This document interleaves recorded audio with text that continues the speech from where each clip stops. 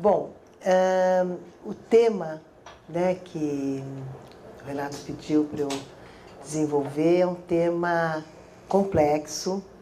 É claro que a gente não vai esgotá-lo hoje, né, porque ele envolve vários assuntos de grande complexidade, né? Envolve a cultura, né? Envolve as relações sociais, envolve mitos, envolve o casal, envolve a família, envolve a criança, o adolescente. Então, eu vou tomar como enfoque, né, começando o enfoque, pensando primeiro nas relações da relação do casal. Eu sei que esse assunto já foi abordado aqui. Eu gostaria de falar do casal, assim, rapidinho, para chegar na família, falar um pouco da família contemporânea, para a gente localizar sobre o que nós estamos falando, né? O que é filho fora do casamento?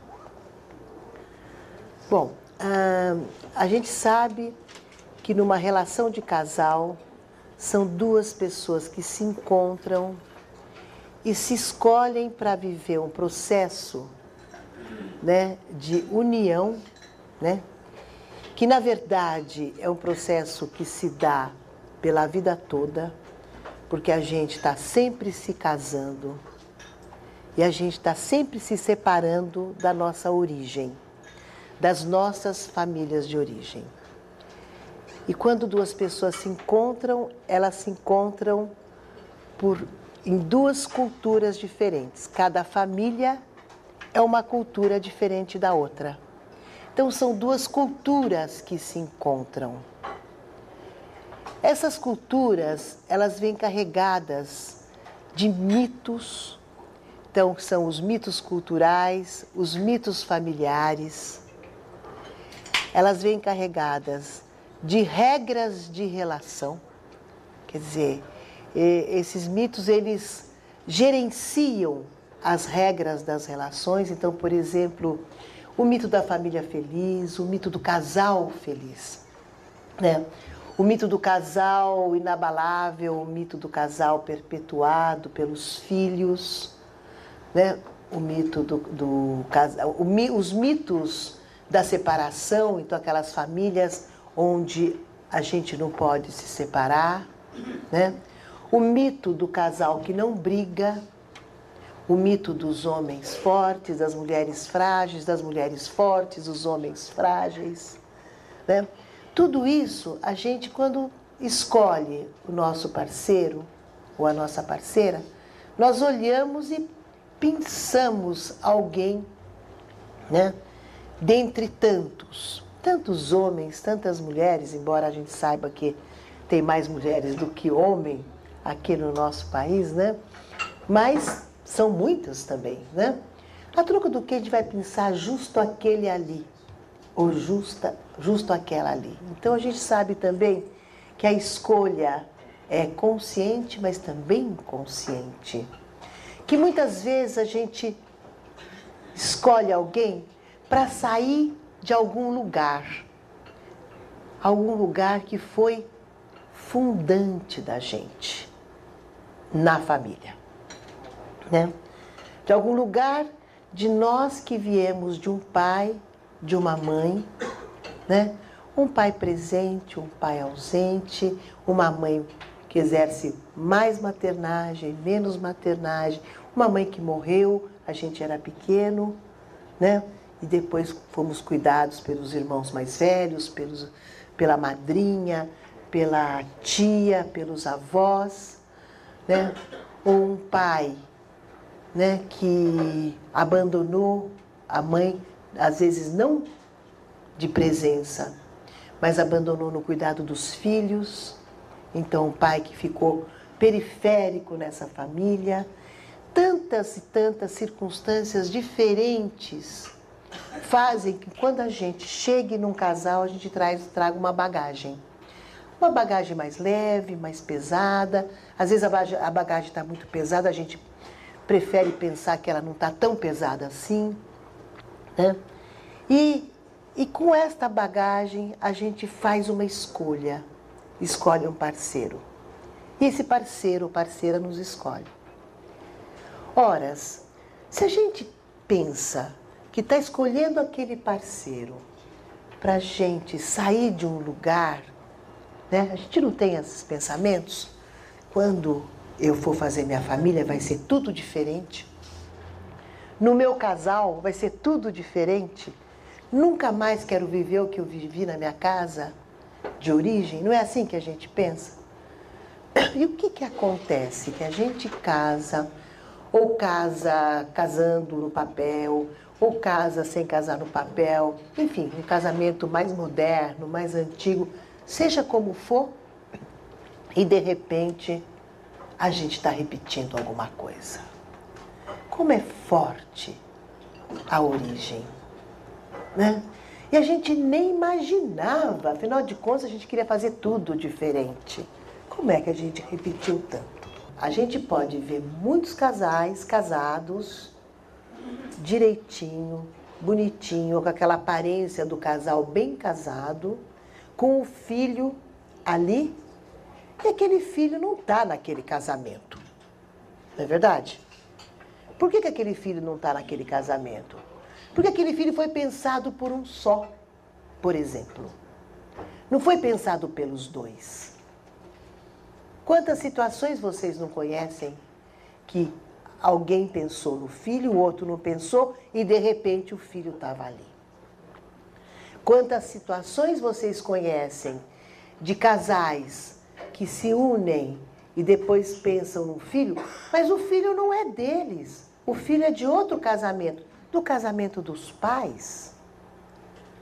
Quantos filhos que os filhos têm que são dados de presente para os avós, para cuidar dos avós, né? Então também não estão naquele casamento. Então, eu acho que primeiro precisamos pensar quais são os filhos do casamento e que casamento é esse. Eu gostaria de repetir que a gente se casa pela vida toda.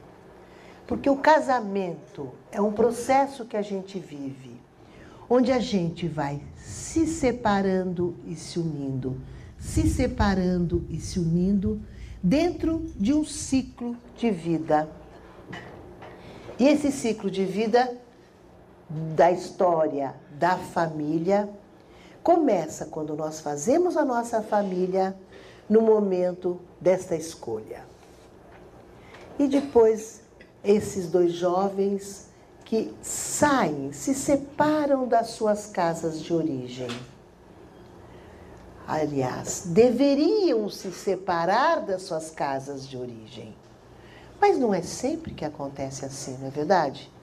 Muitas vezes os jovens saem e não se separam das suas casas de origem. Eles saem com o corpo e transferem a sede simplesmente da sua moradia, porque levam consigo a casa de origem. Quantos e quantas pessoas não se casam e transferem o pai, transferem a mãe para uma outra sede? Porque depois que estão juntos, eles vivem projetando no parceiro as situações da história de origem.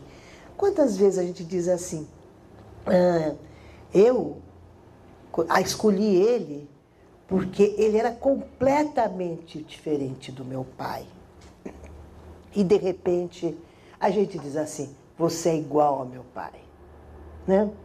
E quantas vezes também, né, a gente pensa que a gente queria fazer uma família diferente completamente da nossa. E de repente a gente está pensando assim, e falando para o nosso parceiro, na minha família era diferente. As regras eram outras. E está defendendo a nossa origem. Né? Então, vocês veem que é complexo, porque tudo isso se dá ao mesmo tempo. E a gente aprende nessa relação de casal, que é uma relação muito durável, né? Porque nós não fazemos casal só num casamento. Nós temos um casal dentro de nós e nós vivemos o casal se casando ou no mesmo casamento ou se casando em outros casamentos. Então, uma relação dentro da gente que está sempre sendo atualizada. E que a gente está sempre aprendendo e sempre se separando e se unindo. E sempre, no nosso ciclo vital da nossa família, a gente vai passando pelo momento do casamento, então dessa saída da origem, da separação dos pais, entre aspas, que essa separação se dá pela vida toda, porque é o nosso pertencimento. E a gente se separa a vida toda do nosso pertencimento. E a gente vai se vinculando e pertencendo a outros grupos, a outras relações. E vai mudando, a gente não se separa do pai e da mãe assim que não vai ver mais ou não tem que visitar mais. A gente muda o jeito de estar. O que eu falo separação é mudar o jeito de estar. Né? E depois desse ciclo de vital vão nascendo os filhos. Nasce o primeiro filho, muda o casamento. Aquela união muda, porque eram 2, viram 3. Então sofre o impacto de um homem que se sente de fora, de uma mulher que está fusionada com seu filho, né? De um homem que às vezes pensa que sobrou. Nascem os ciúmes, né? Do marido, do filho, ao ver aquela mulher com aquele bebê, né? Ele muitas vezes sente ciúmes, acha que ela só olha para ele, não olha mais para o seu parceiro. A sexualidade enfrenta um impacto, né? Porque a mulher está mais mãe. Aí esse homem que vai tentando entrar nesta relação, muitas vezes não consegue, porque fecha uma relação que se fecha. Tem uns que vão se excluindo, outros que vão tentando, outras relações que são mais abertas, isso se dá mais naturalmente.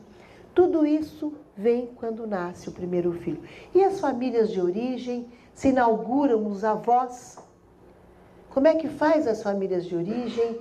O quanto que elas entram, o quanto que estão separados, o quanto que a mãe, a avó entra e toma conta ou não toma conta. Para quem que a gente deu esse filho? Então, isso tudo vai depender se esse filho fica ou não fica nesse casamento. Porque às vezes o filho não fica nesse casamento. E aí vem o segundo filho, se inaugura um outro momento. Esse pai, essa mãe já estão mais separados das suas famílias, mais amadurecidos, eles estão já podendo ter esse núcleo como mais fronteirizados, né, com aquilo de novo que eles estão construindo, da tentativa de construir o novo, que muitas vezes se frustra, porque a vinculação com a cultura de origem é tão forte, com esse pertencimento, que muitas vezes essa tentativa é frustrada, né? E aí começam-se conflitos, né, que eu chamo uma artilharia do casal, onde um ataca o outro o tempo todo, começam-se a atacar as famílias de origem, não é verdade? E muitas vezes isso se dá também de uma forma prazerosa. A relação de casal, a relação de família, o fato das pessoas estarem juntas, na verdade, deveria ser um grupo que está junto pelo prazer de estar junto também. Porque estar em família é muito prazeroso. Estar em casal é muito prazeroso. Que coisa, que relações complicadas, né, gente? Não devia ser assim, né? Porque é um prazer estar junto com o parceiro, estar junto com os filhos, com netos, com os avós, os pais. Tudo isso deveria se dar também pelo prazer, não só pelas obrigações. No decorrer dos séculos, né, dos passado e desse, né, houve uma mudança enorme nas relações familiares. Né, nós saímos de uma família agrícola, fomos para uma família patriarcal e a família depois foi se nuclearizando. Ora, até os anos 60, mais ou menos, do século XX, nós tínhamos na família os lugares determinados. O pai, a mãe e os filhos. Pai era pai, mãe era mãe, filhos eram filhos. Isso já estava pré-determinado e era indiscutível. Né? Então, a voz do pai era a voz que chegava e trovoava, né? Não é verdade? Na casa. A mãe que dizia assim, quando o papai chegar, eu vou contar tudo para ele. Você vai ver, meu filho, quando o teu pai chegar. Não é verdade? Isso foi sofrendo mudanças a partir da década de 50, 60, com o feminismo, com a pílula anticoncepcional. Houve mudanças enormes nas relações da família e nas relações familiares, e com o advento do divórcio. Isso trouxe consequências bastante importantes para o nosso tema. Mas eu queria antes pegar lá atrás e pensar assim, mas lá atrás não tinha filhos fora do casamento? Criança em casamento ou fora do casamento institucional, ela sempre foi alguma coisa que a gente negocia. Né? A criança no Brasil, ela sofre de falta de paternidade desde que o Brasil existe. Então, desde que nós temos lembranças do nosso país, da nossa história, nós sabemos que lá atrás, das famílias antigas, já existia aquela família que tinha a mulher cuidadora, a mulher submissa, não é verdade? A mulher que cuidava do marido, do ambiente doméstico, dos filhos, indisponível sexualmente, né? O homem autoritário, fora do ambiente doméstico, que não entrava nas situações da criança, da educação da criança, e que sempre teve filhos fora do casamento. Então, essas crianças muitas vezes eram desaparecidas, e quando aparecidas, eram crianças de quem? Muitas vezes esse senhor assumia a paternidade, mas eram crianças bastardas. Então nós ouvimos falar em filho bastardo sempre. E esses filhos pertencem a que casamento? Né? Vocês têm ideia de quantos filhos bastardos? Essa palavra hoje para mim ela tem um peso. Eu não sei se para vocês também. Mas nós estamos em tempos de DNA, né? Então, quando a gente pensa em filhos bastardos, é uma palavra que não entra mais, mas que teve um peso enorme, né? Inclusive, tem línguas, por exemplo, no italiano, quando você quer xingar alguém, uma das formas de xingar é falar bastardone, né? Quer dizer, é uma palavra forte para agredir, né?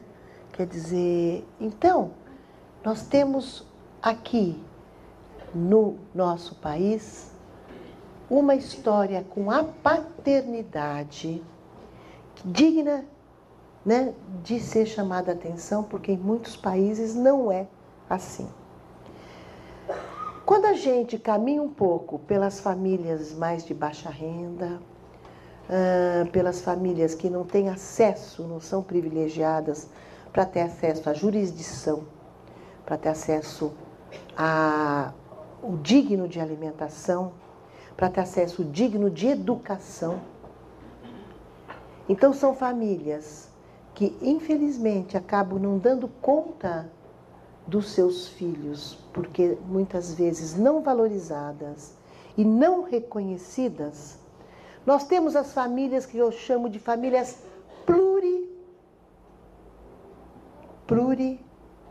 com pluripaternidade.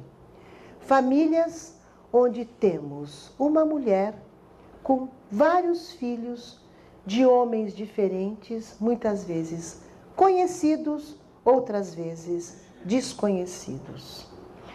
Num pequeno trabalho que eu fiz, em parceria com outras instituições, eu observei que quando a gente fazia o estudo da família, eram famílias de crianças em situação de rua, tinha um lugar que era colocado assim, nós fizemos um programa de fornecimento de produção de informações, e tinha S/I, que pode ser sem identificação, sem idade, sem identidade, no lugar do pai.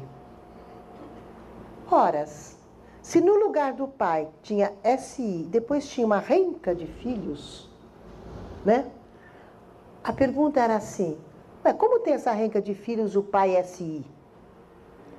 Aí a gente observava o seguinte, que era uma família, digamos que tivesse 6 filhos, 3 de uma convivência e digamos que mais 3 de uma convivência desconhecida, ou um de uma convivência desconhecida, mais 2 de desconhecida, de 3 desconhecidas não, 3 de convivências desconhecidas, ou seja, os pais só foram os fecundadores e sumiram.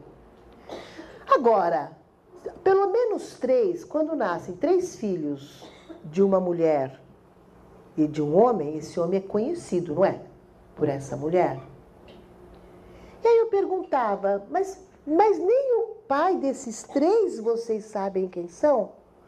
Nós não perguntamos. Horas.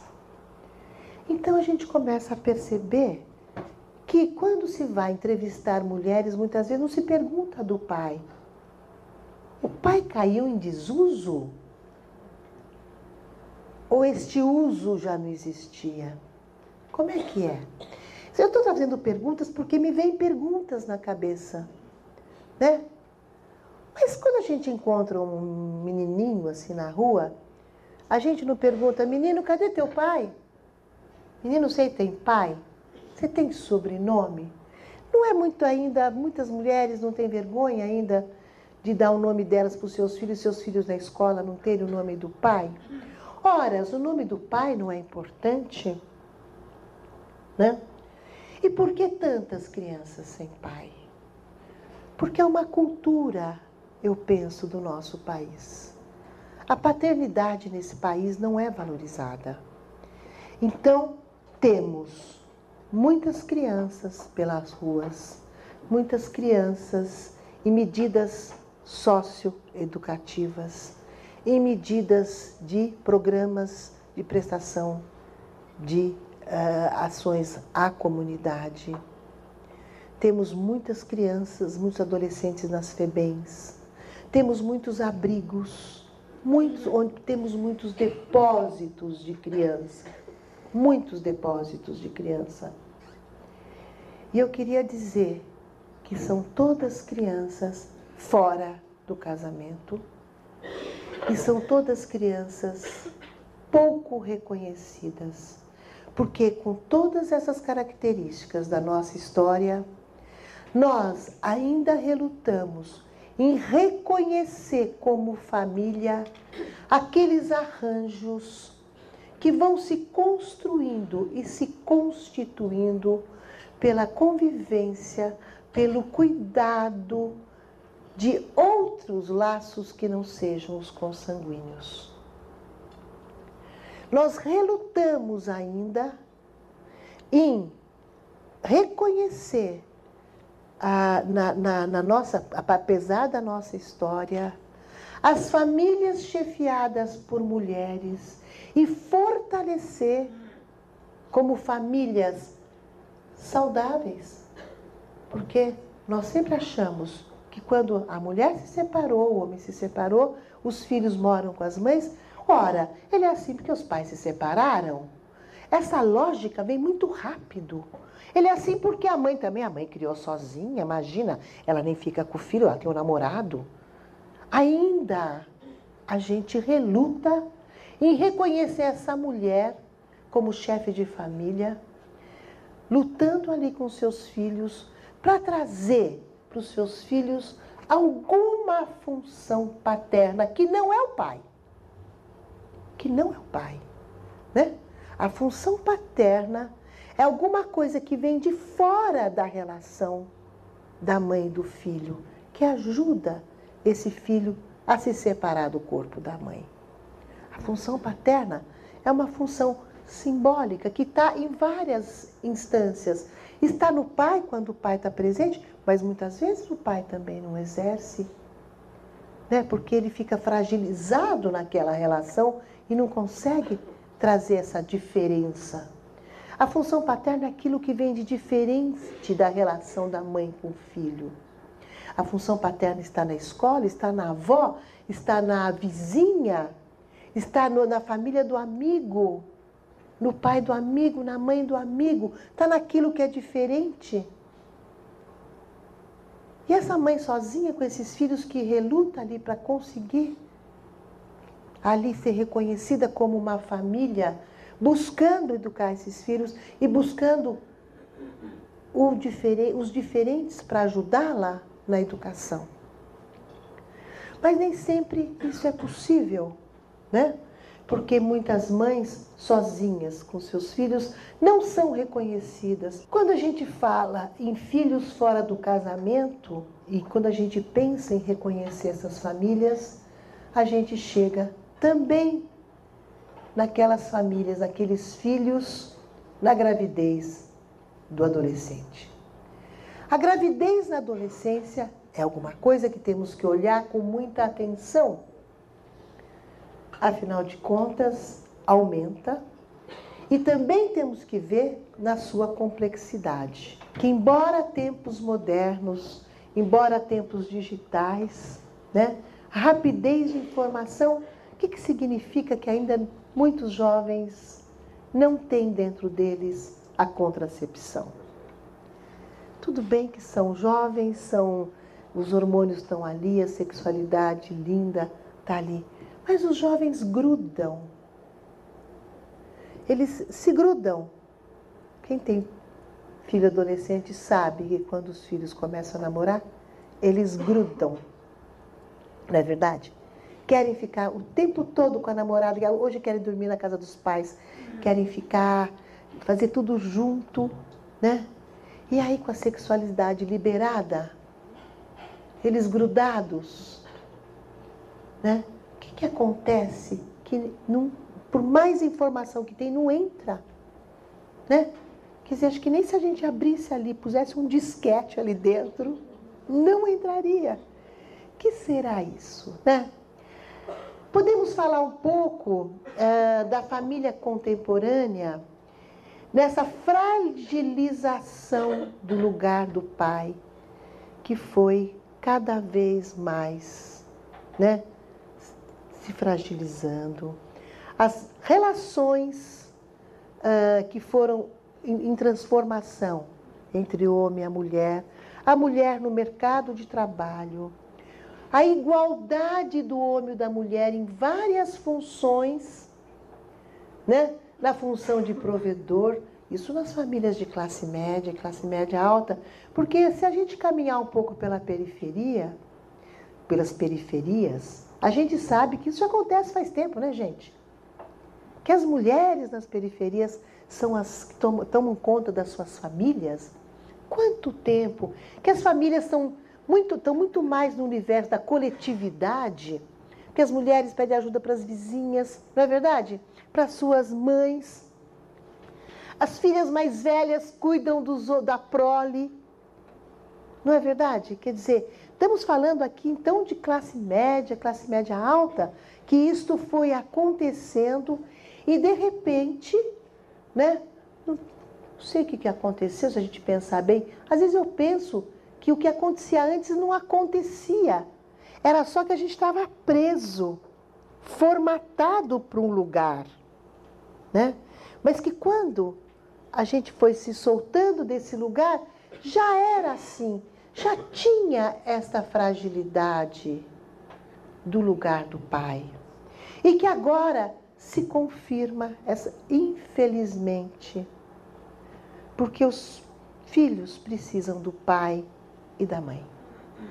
E se o pai e a mãe, porque eles nascem de um homem e de uma mulher, e se o pai e a mãe, ou a mãe, não estão ali aptos ou não conseguiram cuidar da sua prole, as políticas públicas deveriam estar atentas para olhar, cuidar dos sistemas de adoção, né?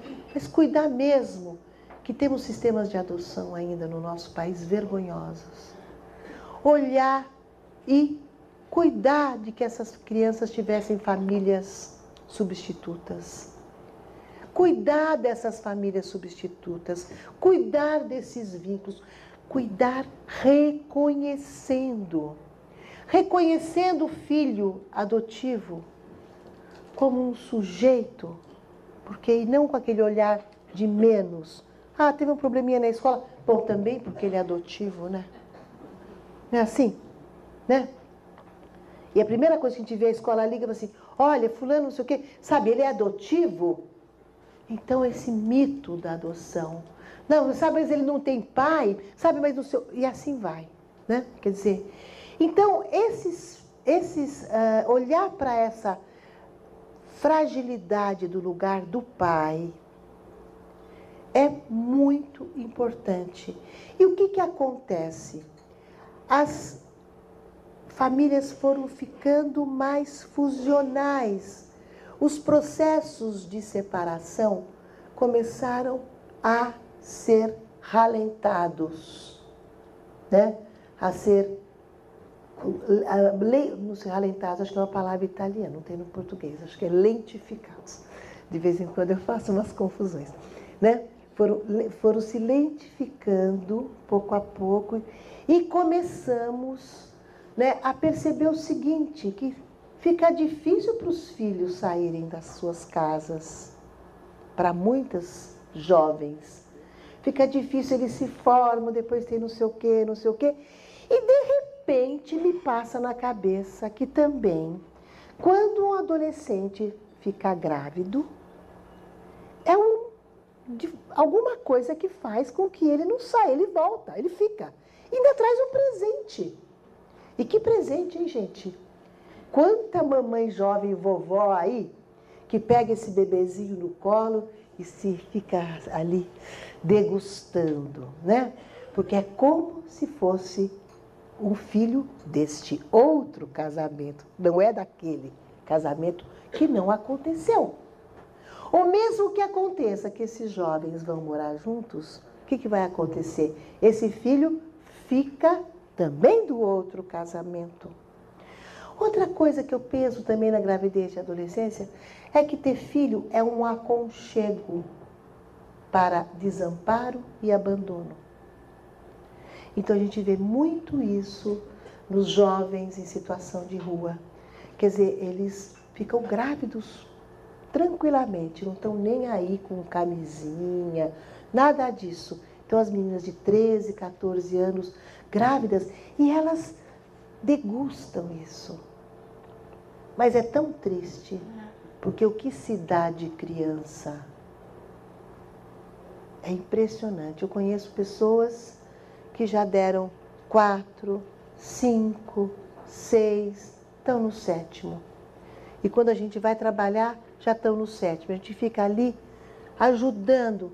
que aquele 7, que ela cuida com tanto carinho, e através dele ela vai fazer o luto de todos que ela deu. E todos fora de um casamento. E ainda mais uma instância de filho fora do casamento, que são os filhos, entre aspas, chamados filhos do divórcio. Então, são os filhos que foram concebidos dentro de um casamento mesmo, ou de um suposto casamento, né? Porque muitas vezes tem aquele filho cola, né? O que é o filho cola? O filho que veio para colar o pai na mãe. Não é verdade? Né? Ele cola o pai na mãe. Ou cola porque eles só sabem viver colados, ou cola quando estão se descolando para se separar, o filho vem e cola de novo. E muitas vezes esse intento se frustra, né? Ainda mais hoje, né, que filho não segura mais casamento. Hoje, que segura o casamento se dá muito mais no aquilo que você pensa que é você ficar bem, você estar bem com o seu parceiro, estar feliz. Hoje em dia, quando os casais vão se separar, eles têm dificuldade de pensar em situações outras que possam, que sejam situações transformadoras ou alternativas para aquilo que eles estão vivendo, pensando que eles têm os filhos. Está se dando um processo inverso. Aquilo que não se separava, se separa muito fácil hoje. Então, nós que trabalhamos com as famílias, com os casais, temos aí uma responsabilidade em pensar como ajudar esses vínculos, como fortalecer esses vínculos, não pensando que os casais não têm que se separar. As pessoas hoje, eu penso, sem nostalgia do passado, nós temos que olhar para aquilo que está acontecendo, não para o que aconteceu. Nós temos que trabalhar com aquilo que nós vemos, que está do nosso lado, não pensando que deveria ter sido assim. Tá certo? Então, essa história antigamente era muito melhor. Não tem nem melhor nem pior, é diferente. E temos que olhar para essa diferença, trabalhar com essa diferença. E qual é a diferença? Hoje, as pessoas buscam ser felizes. E é muito importante buscar a felicidade. Mas muitas vezes, as pessoas têm uma cegueira para o próprio lugar onde se coloca emocionalmente. E precisa de ajuda para ver caminhos alternativos. As conversas são muito ricas. Conversas em consultórios, conversas entre famílias, conversas entre casais. Porque através das conversas, a gente, como observadores, vamos olhando para novas possibilidades, novos caminhos. E muitas vezes a gente consegue se recasar no mesmo casamento. Ou se casar num casamento que nunca foi casamento. A gente tem muito essa experiência, né, de trabalhar com pessoas que estavam pensando que estavam casadas e não estavam. Né? Quer dizer, então vamos casar. Né? Mas o que a gente pensa quando os casais se separam? Infelizmente, ainda hoje, nós temos os casais em litígio.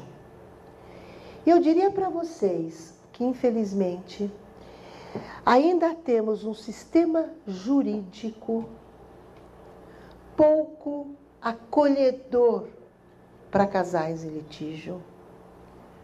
Temos um sistema jurídico ainda mercantilista, né, que busca ainda o fruto econômico dessas separações.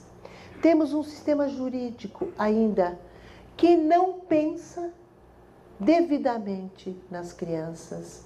Eu sempre fico pensando e perguntando, quem são os advogados dos filhos? Quem são os advogados das crianças? Onde estão os advogados dessas crianças? Não é verdade? Temos um sistema social que ainda pensa na mulher como a única responsável pelos filhos, né? Um pai, para poder ter seus filhos com ele, essa mulher ou tem que estar louca, ou alcoólatra, ou drogada, né?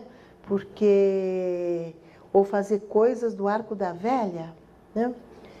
E, no entanto, um pouco reconhecimento dessa natureza da importância do pai e da mãe, da importância da convivência com os dois, né?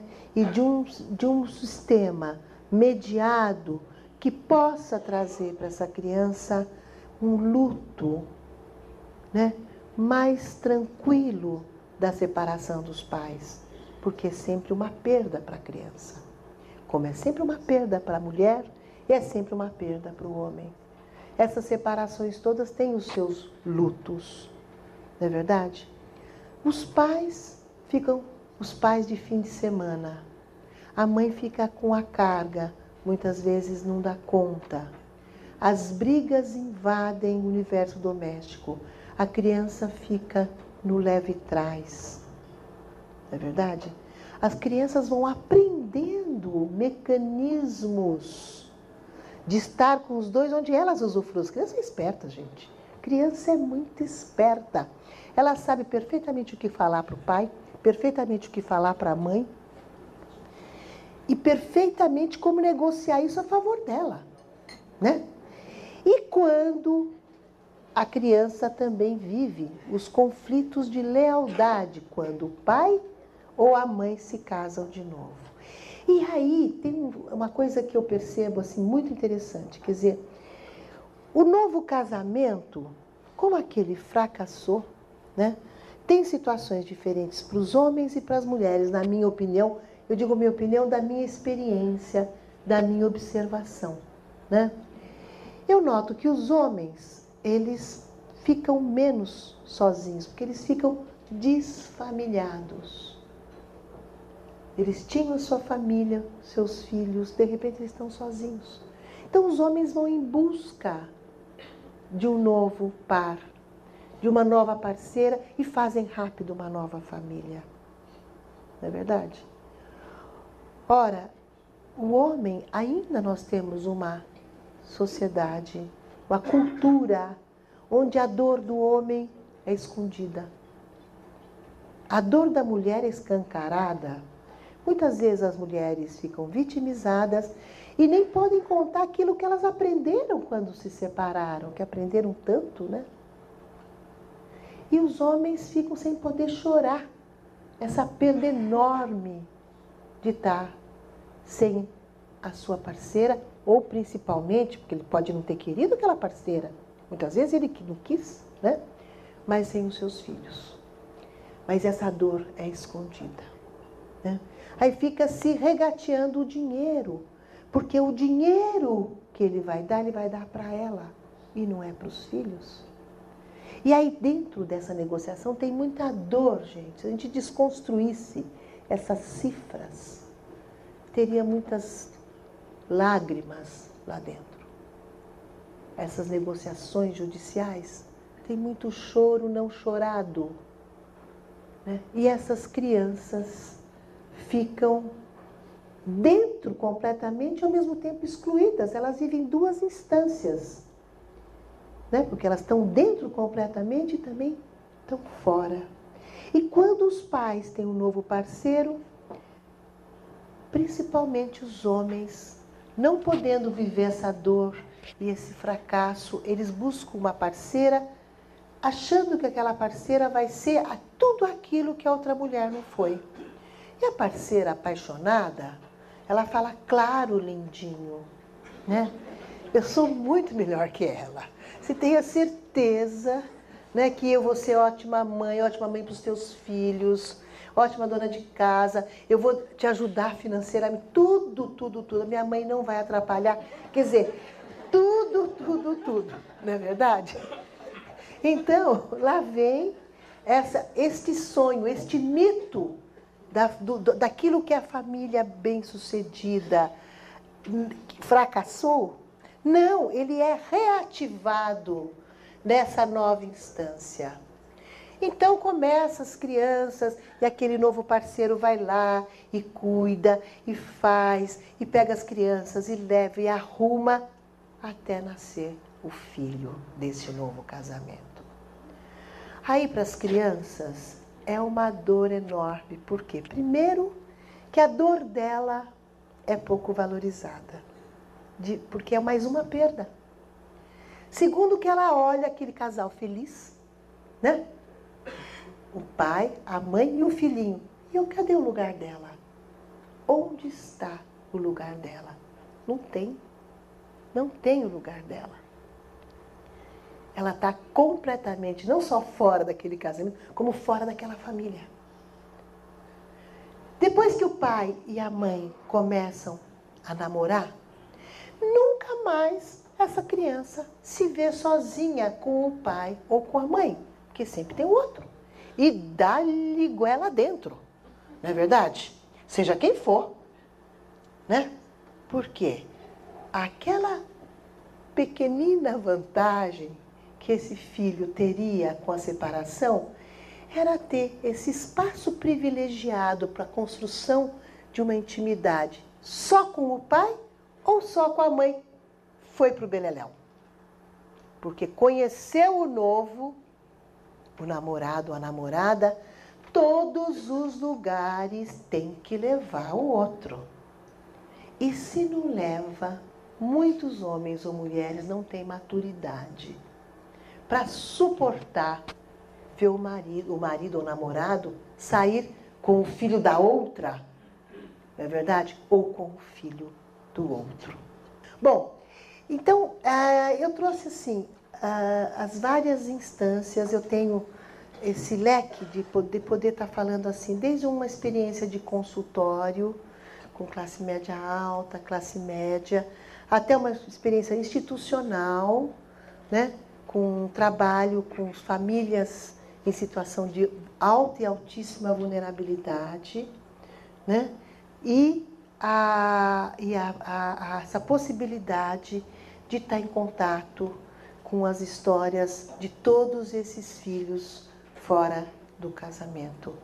E a minha pergunta é sempre essa: onde é que estão os advogados das crianças? Você trouxe aqui um passeio por muitos contextos, né, de famílias, de relações. Só que depois de te ouvir, eu fiquei com uma dúvida que espero que não me tire o sono, que é a seguinte: existem filhos dentro do casamento? Eu acho que existem, sim, né? Porque tem filhos que, pelo menos naquele momento, não sei, eu estou aqui, né, conversando com vocês, naquele momento em que eles foram pensados pelo pai e pela mãe, e que o pai e a mãe se pensavam casados naquilo que a gente está dizendo o que é casamento. Porque o casamento não é só o papel, o casamento, muitas vezes as pessoas não têm o papel e estão mais casadas do que quem tem o papel. O casamento é uma construção, é um processo de construção da intimidade, né? E o que é intimidade? A intimidade não é sexual, né? Não, a gente é muito... Pô, adolescente é íntimo sexualmente para burro, né? Porque eles gostam de ficar junto, né? E são incansáveis, não é verdade? Mas não é essa intimidade que nós estamos falando, de uma intimidade onde as pessoas podem chegar perto. A intimidade é um processo de construção do poder estar perto, né? E poder estar perto sem se misturar com o outro, sem se perder no outro, né? E ali podendo mostrar as suas fragilidades, né? As suas forças, sua tristeza, sua alegria, sem se confundir com o outro. É um processo de estar com o outro, podendo chegar perto. Isso, o chegar perto, não quer dizer que está perto fisicamente. Muitas vezes as pessoas estão, né, um casal, por exemplo, às vezes até moram em casas separadas e podem estar mais íntimos de quem mora na mesma casa. Porque a intimidade é uma construção de proximidade. Então, mas pensando que um homem e uma mulher um dia casaram oficialmente e pensaram juntos em ter um filho, vamos pensar que naquele momento, se eles se pensam casados, o filho é do casamento.